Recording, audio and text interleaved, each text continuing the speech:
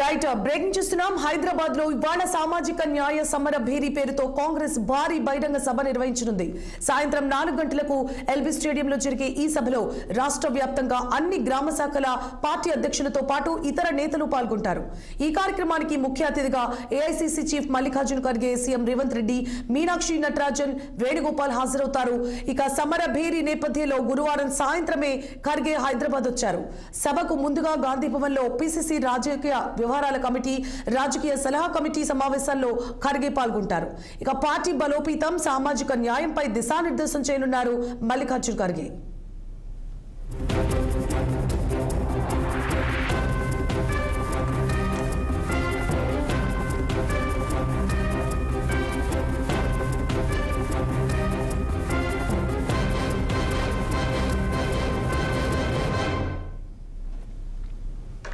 Right ఇవాళ హైదరాబాద్ లో సామాజిక న్యాయ సమర భేరీ పేరుతో కాంగ్రెస్ భారీ బహిరంగ సభ నిర్వహించనుంది. సాయంత్రం 4 గంటలకు ఎల్బీ స్టేడియంలో జరిగే ఈ సభలో రాష్ట్ర వ్యాప్తంగా అన్ని గ్రామ శాఖల పార్టీ అధ్యక్షులతో పాటు ఇతర నేతలు పాల్గొంటారు.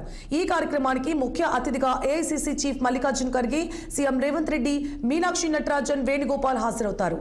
ఇక సమర భేరీ నేపథ్యంలో గురువారం సాయంత్రమే ఖర్గే హైదరాబాద్ చేరుకున్నారు. సభకు ముందుగా గాంధీ భవన్ లో పీసీసీ రాజకీయ వ్యవహారాల కమిటీ, రాజకీయ సలహా కమిటీ సమావేశాల్లో ఖర్గే పాల్గొంటారు. ఇక పార్టీ బలోపేతం, సామాజిక న్యాయంపై దిశానిర్దేశం చేయనున్నారు. ఇదే అంశానికి సంబంధించి మరిన్ని అప్డేట్స్ ని మా 6 టీవీ ప్రతినిధి అందిస్తారు.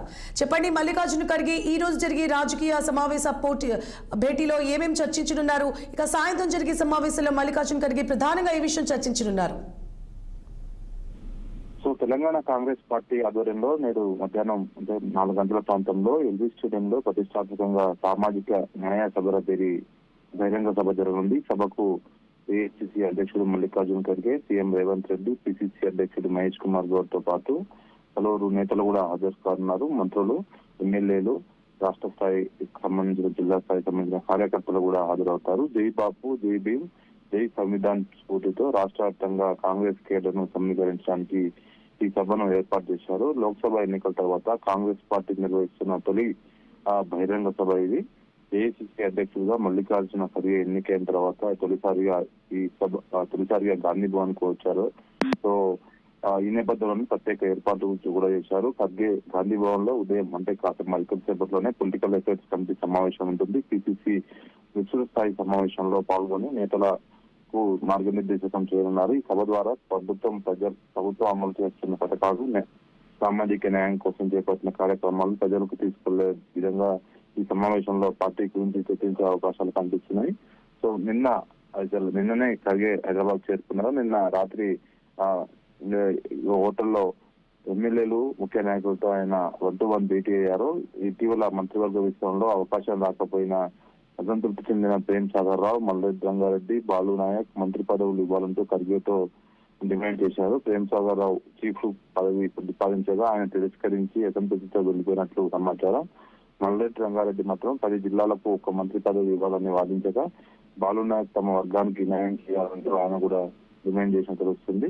సో మరోపక్క కాసేపటి క్రితమే ముఖ్యమంత్రి రేవంత్ రెడ్డి కూడా కేసీ వేణుగోపాల్ తో విధంగా మల్లికార్జున ఖర్గేతో భేటీ అయ్యారు. మహేష్ కుమార్ గౌడ్, డిప్యూటీ సీఎం బట్టి విక్రమార్క, ఏసీ ఇన్ఛార్జ్ మీనాక్షి నటరాజన్ కూడా ఈ సమావేశంలో ఉన్నారు. ప్రభుత్వం అమలు చేస్తున్న పథకాలు, స్థానిక సంస్థల ఎన్నికల వ్యూహం, బీసీ రిజర్వేషన్లు, నామినేటెడ్ పోస్టుల భర్తీ, ఇతర అంశాలపై కూడా చర్చ జరుగుతుంది. సాయంత్రం 4 గంటలకు సామాజిక న్యాయతో ఈ సమావేశం అయితే బహిరంగ సభ ఉంటుంది.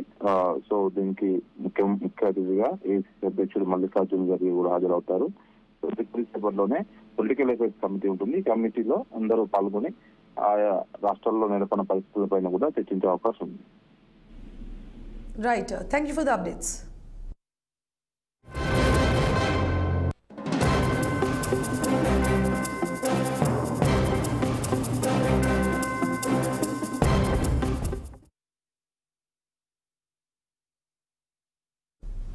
గత వైసీపీ